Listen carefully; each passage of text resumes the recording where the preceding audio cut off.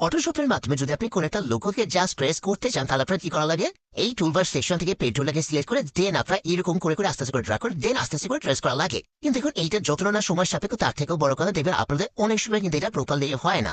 তো এটা কিন্তু একটা প্রবলেমের ব্যাপার, তাই না? সো আমরা যেটা করতে পারি, আমরা কিন্তু খুবই সিম্পল একটা ট্রিক্স অ্যাপ্লাই করে আমরা এই কাজটাই জাস্ট একটা ক্লিকে করে ফেলতে পারি।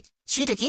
জাস্ট দেখুন আমরা এডিট সেকশনে গিয়ে যদি আমরা এখান থেকে প্রেফারেন্সে যাই, দেন এখান থেকে টেকনোলজিক্যাল প্রিভিউটাকে অন করে আপনি এখানে একটা অপশন পাবেন, সেটা আমাদের এনেবল কন্টেন্ট অ্যাওয়ার ট্রেসিং টুল। সো আপনি সিম্পলটাকে অন করবেন, অন করে এখানে ওকে বাটন প্রেস করে ফেলবেন। প্রেস করে আপনি কি করবেন, ফটোশপটাকে একবার কেটে দেবেন। কেটে দিয়ে যখন আবার আপনি অন করবেন তখন আপনি দেখতে পাবেন আমাদের এই পেজ টুলের ভিতরে কন্টেন্ট অ্যাওয়ার ট্রেসিং টুল নামে একটা অপশন আসছে।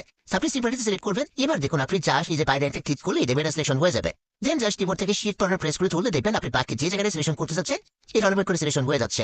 দেন দেখুন আপনি সিম্পলি কন্ট্রোল এন্টার প্রেস করে সিলেকশন করে আপনি জাস্ট মাস্ক করে দেখুন একটা ব্যাকগ্রাউন্ড রিমুভ হয়ে গেছে। এবার আপনি এখান থেকে যে কোনো ব্যাকগ্রাউন্ড খুব সহজ ইউজ করতে পারেন। লাইক আপনি যেমন ব্ল্যাক ইউজ করতে পারেন, আপনি ধরুন এখান থেকে কালার চেঞ্জ করে দেন আপনি ধরুন অন্য কোনো কালার এখানে রাখ